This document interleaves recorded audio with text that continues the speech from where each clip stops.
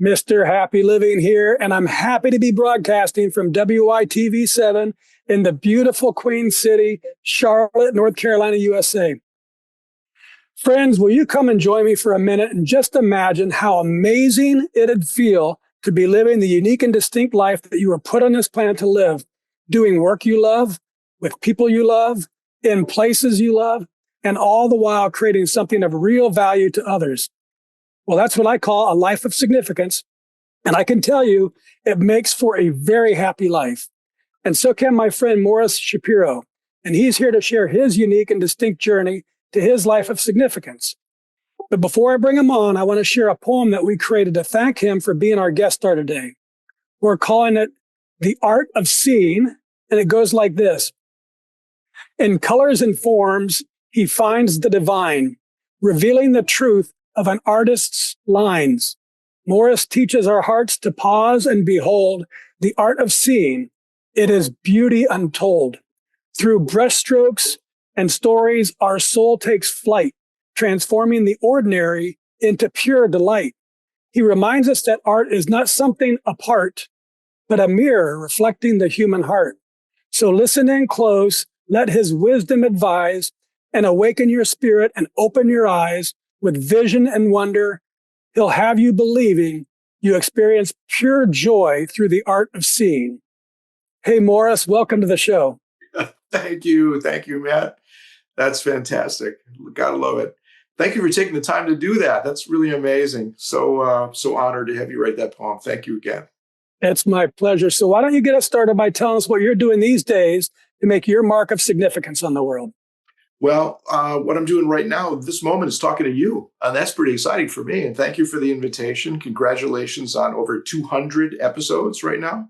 That's amazing. So well done. Keep up the great work. I'm honored and really flattered that you asked me to participate.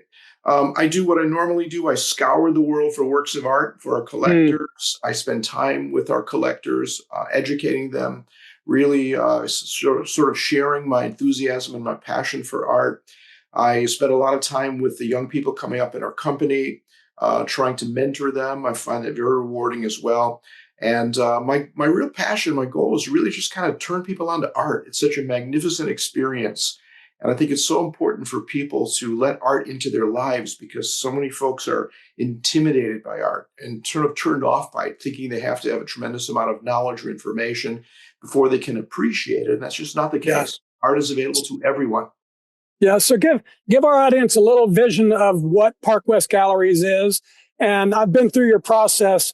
You lured me in as what I would call a civilian on a cruise ship. And then I got advanced up to the serious, real art on the more serious trip. So kind of explain the business model so our guests can understand this magnificent work that you guys are doing. Yeah, well, the company's 56 years old, founded in 1969 by a man named Albert Scaglione, who was a professor, physics, PhD, and he just got turned off by the politics of education. They wanted him to work on nuclear weapons at the time, back in the 60s. And he said, I don't want to do that. And he walked away from that profession, said, what do I love? He said, I love art. He worked for his uncle when he was a kid and, putting frames together in a frame shop. And he fell in love with the oil paintings. And he said, I'm going to do that. Took out a little loan on his house and he started his business. And now we're the largest privately held art gallery in the world. And we do auctions on over 100 cruise ships all over the world. We have special events in some great locations internationally, well over 1 million active collectors, hundreds and hundreds of artists with whom we work, as well as an incredible collection of masterworks. We do a lot of work. That's a lot of my work is finding these masterworks, again, scouring for them and educating people about them. And it's just been a wonderful thing. The whole concept of the company really has been to make art available to everyone, to demystify art, and to give everyone a chance to experience it at all different price levels, all different levels, styles of art, and so that more people have that opportunity to get it out of that kind of elitist environment where it's been really held for so many, really almost a century or two in terms of that sort of snobbish attitude that you find about art in general in so many places today, unfortunately. Yeah. And give us just a little bit. One of the things I love about art and artists in general is I love entrepreneurialism and creating something from nothing. And almost every artist I've ever met it's all creativity and it's entrepreneurialism. So can you talk just a little bit about the connection between creation in business and creation in art? Yeah, absolutely. Well, I've said this many times and I stand behind it. I think artists are amongst the most courageous people in the world. Hmm. And I don't need to diminish first responders, of course, and people in the military. I'm in awe of their courageousness. But just to realize at a certain point in your life that you've been kissed by God with this gift, and this is Hmm. put on the earth to do, and to say, I'm going to devote my life to making beauty and sharing beauty with other people, and sharing my inspiration with the world. And then you tell your significant other this, and they say to you, well, that's wonderful, dear, but how are we going to make the car payment? Correct. Right? Yeah. You go, I don't care, we're going to do it, right? And so Yeah. set upon the path of the no's, the no, sorry, sorry, can't help you, the closed doors in their faces, the struggles they have, the vicissitudes they have to go through, and to persevere, the tremendous amount of discipline, determination, persistence, perseverance. And then finally to get to the point where they're able to have a mature imagery that's beginning to resonate with people. Then the important part is you got to find a dealer. And any great artist will tell you, no matter how good you are, if you don't have a good dealer, if you don't have somebody good to represent your work with integrity and with quality, you're going to miss out, right? So the artist, Right. we give the artist the opportunity to work on their work and not think about the business aspect of it. And so I'm so delighted that so many artists, young artists, some of them are, in their 20s today. And we have others in their 70s and 80s and even 90s who we're able to provide the opportunity to sustain themselves financially so they can focus on bringing this incredible art into the world. Yeah, that's great. Very cool. Thank you, Morris. Now, let's do a little mathematics so our friends all around the world can get to know you through our happy formula. It's super simple, but it's really powerful, and it goes like this. Power plus purpose equals happy. So let's start with power. What are your personal practices for building up all the power that you need to get things done, whether it's physically, mentally, financially, spiritually, emotionally? In other words, Morris, what do you do on a regular basis to create all the power you need to take excellent care of yourself and your loved ones and still have plenty of juice left over so you can be a giver to others? What a wonderful question. Thank you for that. Well, I have habits, and I recommend that people form habits. It's not very difficult to do. It's really kind of easy to do once you make the determination to do so. So every day, the first thing I do is I write in my journal, and then I read for a couple of hours, and then I exercise for 45 minutes to an hour, and then I have breakfast, very healthy food. I try and eat really healthy food. And of course, spend time with my wife. We're empty nesters, and so we spend a lot of time together. We have our beautiful little rescue dog that we love, so we'll go out for walks in the beautiful Arizona sunshine. I live in the mountains in Arizona, and enjoy the day, and run whatever errands we have to do. I'm also a musician. I'm a drummer, so I spend at least an hour a day practicing, trying to work on what I call my calisthenics. The technical part of it.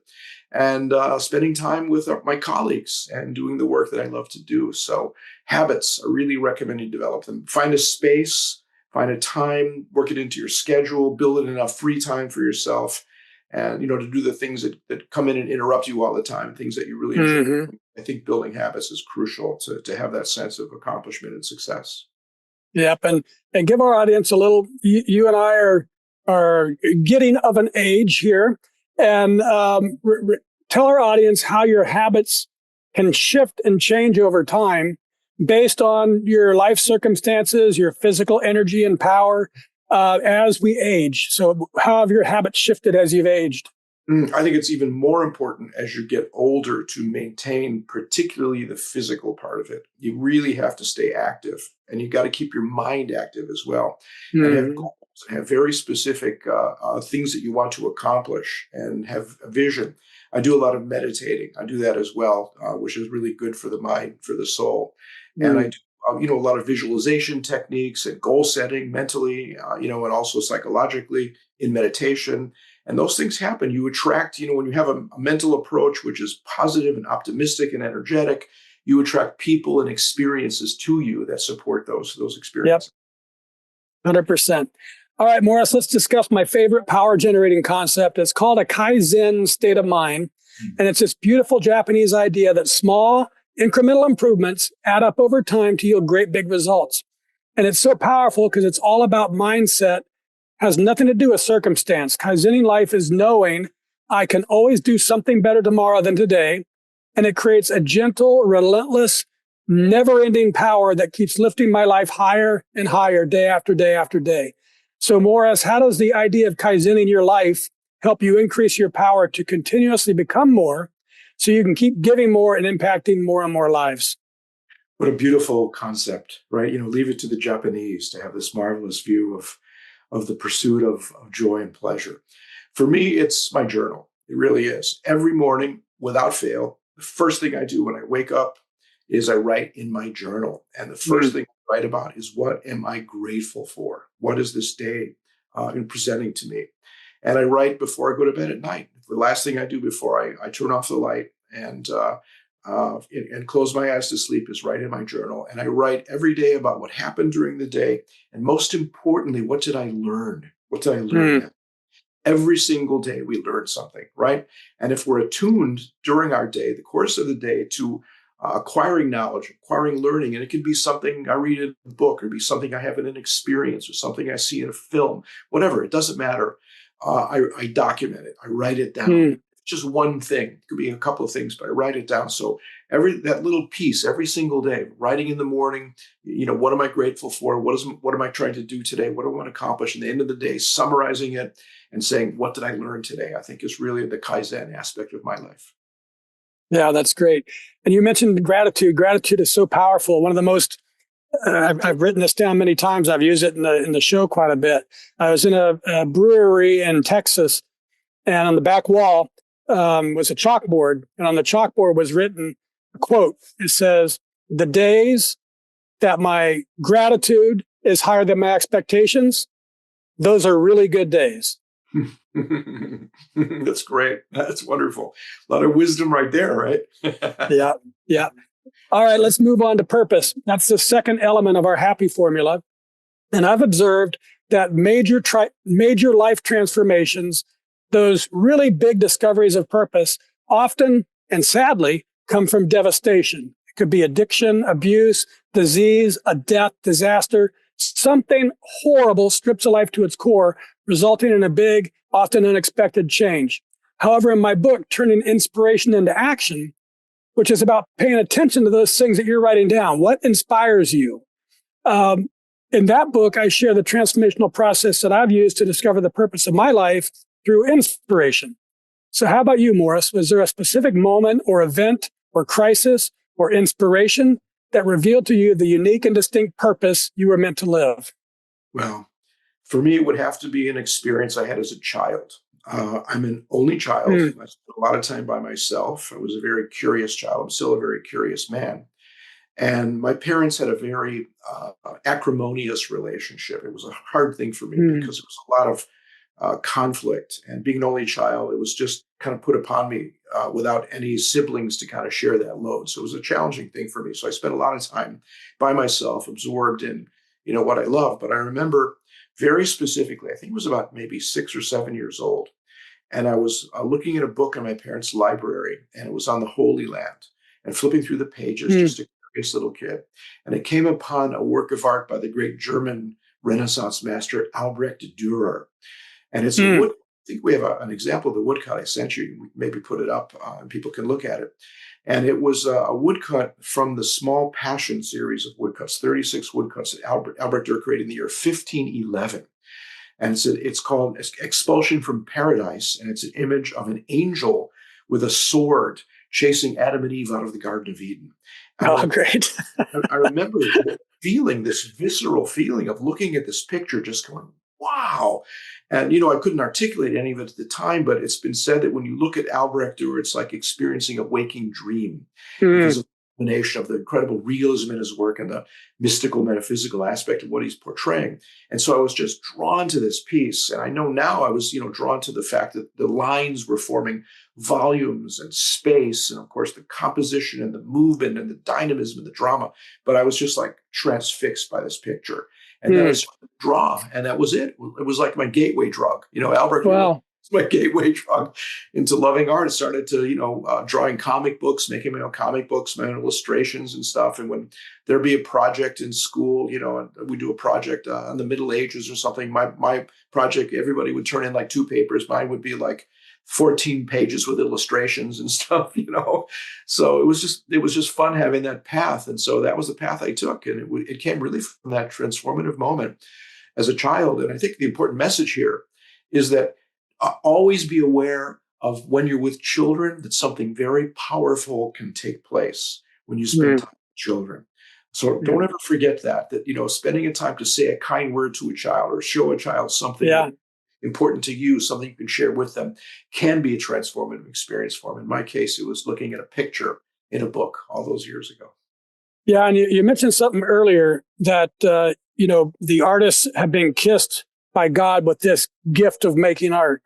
And I think it's not just for artists. It's when you are kissed by God in that moment and drawn to art. And I think in both cases, the artist, and in your case, an artist, but you began to build your life around this passion. And it's not always easy. The artist can't get paid. They might have to work as a journalist, but if they keep building their life more and more and more around that gift that God gave them, that creates a real significant, meaningful life. Don't you think? One step at a time. Kaizen. Again, one little step at a time, builds this incredible narrative, this incredible path upon which I walk. Yeah. So one last thing on this section, because I'm intrigued, because I know you're also a musician, and I believe were you a professional musician at some point? I was. I came to a fork in the road, around my 20s or so, and I had to decide if I wanted to pursue art or pursue music. Yeah. Thankfully, I chose art. I felt it would be a better path for me to support a family. Got married very early, and had a child, had to support a family. I figured art is a better way to go. Yeah. And music, as we all know today, it's a real struggle in terms of, trying to make any living as a musician. So fortunately for me, I'm really blessed the fact that I can play music just for the pure joy of playing it and not have to put financial pressure on it. Well, my curiosity is how has music shaped your ability to perceive art, emotion, and meaning? Did you find an extra depth that you can bring to your work as an art curator and as in the art world from your experience as a musician? Absolutely. Music is a collaborative art. I'm a drummer, and so I have to play with other musicians. Unless you want to play a really boring drum solo for 20 minutes, people will leave. But the collaborative aspect of it, and the fact that you work together to create something which is greater than the sum of the parts, right? Greater than the parts. And the fact that you're crafting something with another person, and that gives you a real sense, I think, of a community, creativity, and that can flow into every aspect of your life, your professional life, your personal life as well. So having music as a passion and music as an outlet, I think, has been a real blessing for me in particular. Yeah, very good. All right, thank you for all that, Morris. Now let's take a commercial break so our sponsor can spread a little love with our audience. Are you ready to transform your life?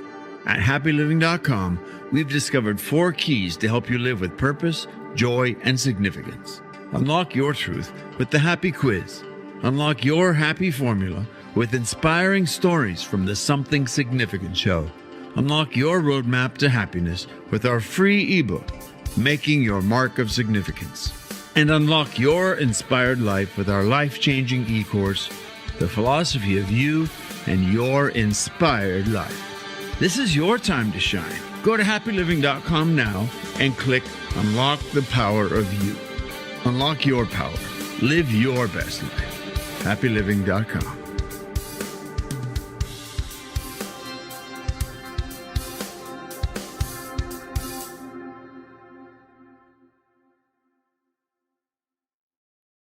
And we're back, and this is the Something Significant Show, and I'm your host, Matt Gersper. And my special guest star today is Morris Shapiro, a celebrated art expert, educator, and philosopher of beauty who spent over 40 years shaping how people experience fine art. As senior gallery director at Park West Gallery, Morris blends scholarship, storytelling, and soulful connection to reveal the humanity behind every masterpiece. His passion for sharing art's meaning helps others not just see with their eyes, but also with their hearts, inspiring a lifelong love of art. Morris, I just love that. And I think you're going to love this article that I found. It's called The Science Behind the Power of Giving. And it tells us that the simple act of giving can be a gateway to discovering your reason for being on the planet. The science confirms it, that when we give our time and our talents and our treasures, it doesn't just help others, but it transforms us too. It helps us to overcome obstacles. It helps us to find meaning, and it helps us to discover our purpose. So I updated our formula. Power plus purpose plus giving equals really happy. So what about you, Morris? Has giving your time and talents and treasures been a powerful pathway for discovering your purpose and for getting through hardships and for bringing real meaning into your life? Again, a beautiful question. Thank you for that, Matt. Giving for me is about teaching and mentoring. And, now that I'm getting up into my autumn years, there are young people that are behind me, and they're always asking me to share with them advice and knowledge and passion. And so to have the opportunity to spend time with these people and to share my passion for art and give them direction and guidance is such a thrill for me. Every time I get to go on one of our cruise ships to do one of our special events, I spend time with the team that's on the ship. We sit down for a couple of hours and answer questions and spend time with those. Well, I do a lot of writing and training and creating videos to train people. So that mentoring is really crucial to me. And the other part of giving is what my life is all about, which is, again, turning people on to the joy of art, the enrichment of art. And so I have, wonderful experiences all the time that give me affirmation for those experiences. People, will write me and tell me how much they love the works of art that they've acquired. I just recently got a book from one of my clients who wrote this book. It's called The Evolution of Western Art. And he got on to art through one of our events, and he wrote me this wonderful, stay in touch with him. And then he sent me this book. I flipped through the pages just to kind of show you, look at this book. I mean, he spent years working on this project of all these artists. And he just sent it to me. It's a reference book because he fell in love with art, based upon coming to our events and having me speak about art. Yeah. So talk about affirmation. There's a person who devoted countless hours to that. So that feeling of having that rewarding experience of other people, taking the path of appreciating the beauty and the joy of art and the enriching experience of the love of art. Yeah, that's great.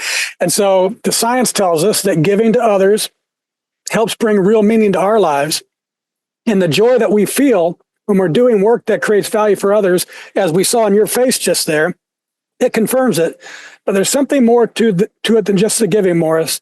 You see, I believe that the magic of life comes when you're giving from living in your purpose, in that gift that God gave you.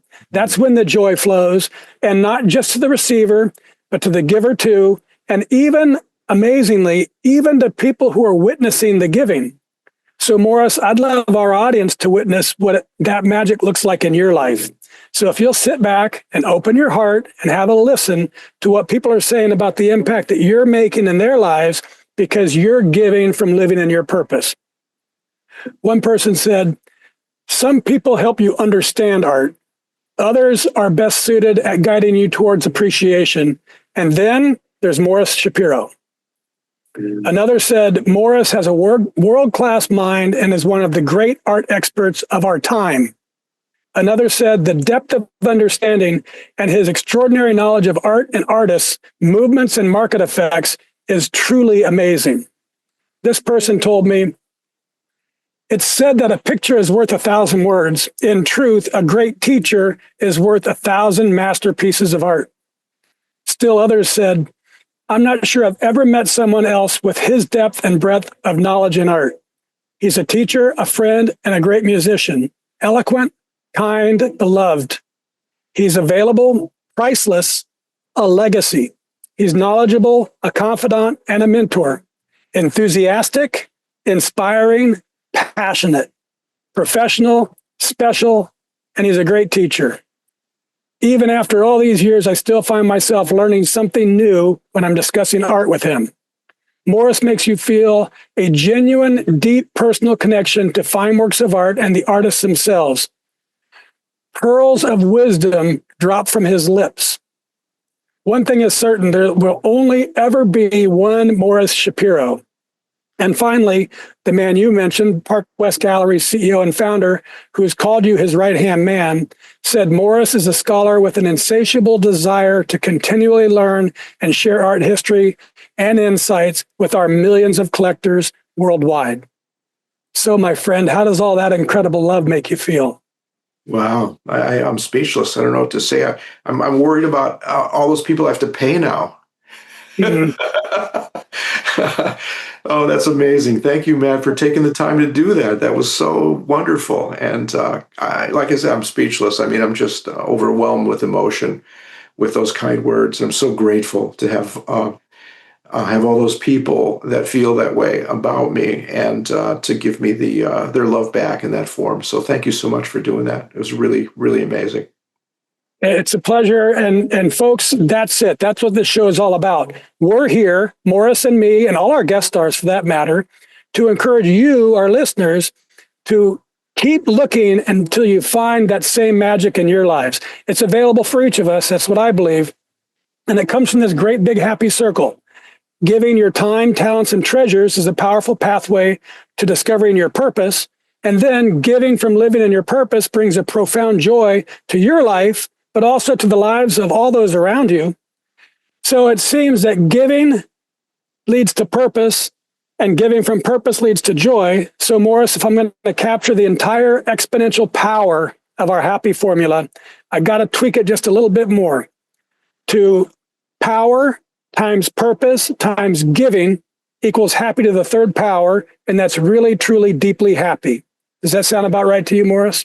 Oh, that's wonderful. I think that's one of the best formulas I've ever come upon in all my years. Thank you for sharing that. Very good. Very good. Okay, let's wrap things up with the lightning round. I love the power of words and the capacity for great quotes to change lives. So I'm going to read a few of my favorites and ask you, Morris, to tell us what they mean to you. Give us the first thoughts that pop into your mind, because we call this a lightning round. So here we go.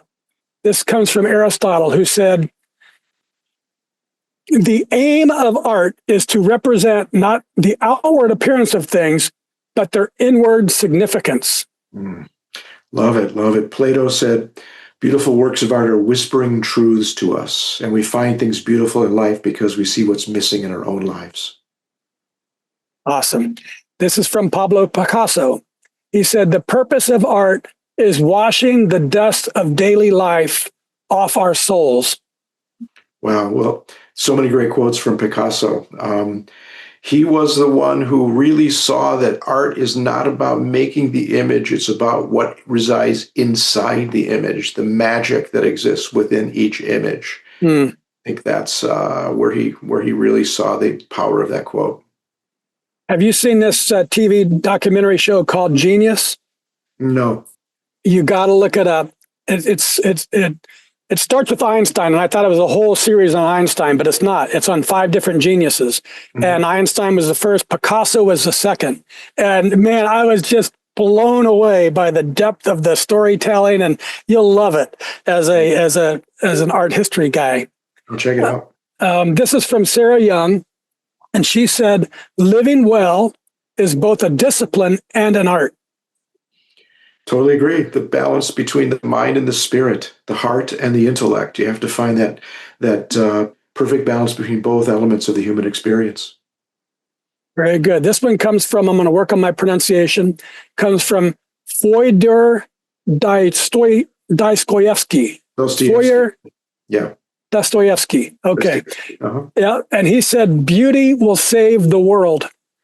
I love that because Dostoevsky in particular wrote some pretty dark stuff.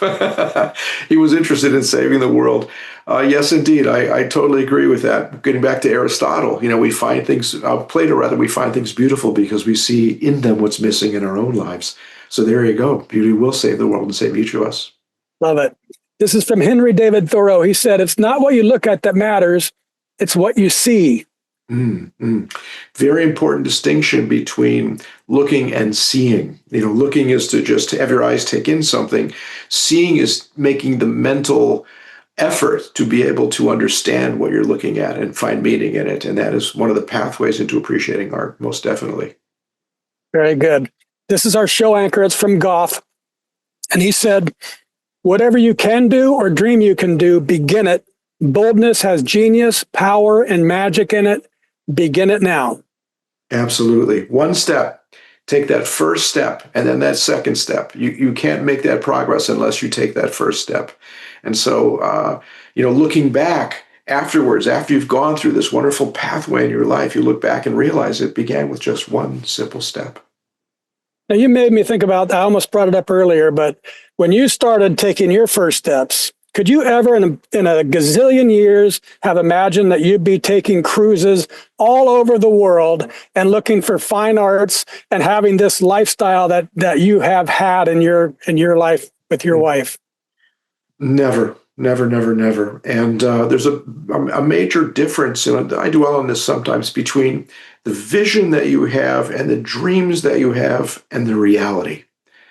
And there's that certain, tension. You need to have the dreams, you need to have the vision, but at the same time, you've got to have the adaptability for what comes at you in reality, because reality really is what will shape your life. And the more prepared for it, of course, the better. But adaptability is crucial. And so reality is what reality is, and we've got to constantly be adjusting to it, adapting to it. Yep. And I would add that when you wrap it all around your purpose or your gift, that's when it takes you on this magnificent journey. I never know where I've never gone where I thought I was going, always end up somewhere else. That's always been just spectacular. And that's the message I want our audience to hear. And maybe you can close us out with this, is how has that helped? Even when your journey's taken you a place you didn't want, if it was wrapped up in your purpose, you can get through it. Absolutely. It gives you the strength and the fortitude to do that, because you have that vision and you're able to make that adaptable, transformation and whatever's coming at you. I think that's crucial, most definitely. Very good. Okay, now, my friends, it's your chance to be a giver too. If today's show with Morris Shapiro inspired and motivated you, then please share your enthusiasm with our amazing team at WITV7. They're a 501c3 profit on a mission to educate, empower, and encourage people in need. Every gift matters, big and small, because your generosity fuels real change. With your support and their tireless work, lives are being transformed, and our circle of love keeps expanding. So donate today. It'll do good, and it'll make you feel good too.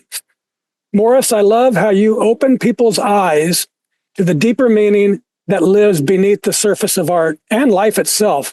And I admire your lifelong dedication to truth, beauty, and the creative spirit, reminding us that seeing deeply is a sacred act of awareness. And I'm super happy that you've shared your insightful, passionate, and wise spirit on our show today.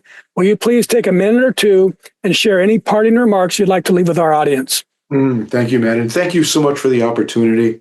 I'm so grateful for it. It's really been fun. And I love the fact that I can reach some other people with that passion, and that you are the facilitator. You're the conduit for this. So congratulations on what you've done. And thank you again very much. I would say that it's important for people not to be intimidated by art. Art is wired into us. It goes all the way back to prehistoric times, the first technology of picking up a tool and making the mark on a surface of a cave 30,000 years ago. And standing back and finding meaning in those markings, or assigning meaning to those markings, is the beginning of all of human consciousness. So it's wired into us. And the fact that it's been sort of moved into this elitist world where people feel, as I said before, they have to know a lot to be able to appreciate it is not true. If you just open your mind with a curious attitude and explore it and take the path that you love the most, it doesn't have to be the old masters, the abstract artists, whatever appeals to you. Take that first step that we were talking about before, and you will be enriched by it. And I'll leave you with one interesting thing. It was a very famous writer named Marcel Proust, Proust. He wrote a very famous book called In Search of Lost Time. And it's the theme of the book is how do we get the richest fulfillment in life? Pretty big theme, right? And the book is, by the way, it's like 1.2 to 1.4 million words. It's 7 volumes. My goodness. Never finished it before he died. It was published posthumously. Anyway, he goes through this path of how do I find the richest life. First, he thinks you got to be with the cool people. He figures that that's not the way to do it. Second, you got to love one person, and completely figures that's not the way to do it. We come into the world alone. We leave the world alone. Finally comes to the conclusion that it's about art. And he doesn't want people to be artists. He wants people to see the world as artists see the world. If we can develop that sensibility to see that morning sunset, the beautiful bouquet of flowers sitting on a table, the things around us, the simple things around us, and see them with the eyes of an artist, we will have a much richer life and a happier life. So I want to wish all the people that are watching this to have a very Proustian day and a Proustian life. And I wish the same for you, Matt. So thank you again so much. Very good. Thank you, Morris. And friends, it's because of stories like Morris's and listeners like you that we've been named one of the top 100 life purpose podcasts worldwide, ranked at number 17. So thank you for supporting our mission and for sharing these stories of inspiration and purpose. I also want to thank WITV7 for hosting and promoting our show so we can keep interviewing inspiring guest stars like Morris and reaching folks just like you, ready to create your own extraordinary lives. And most especially, thank you to our viewers and listeners. You'll find links to social media and all things Morris Shapiro. Find him, follow him, and explore his remarkable world of art through his writings, talks, and leadership at the Park West Gallery.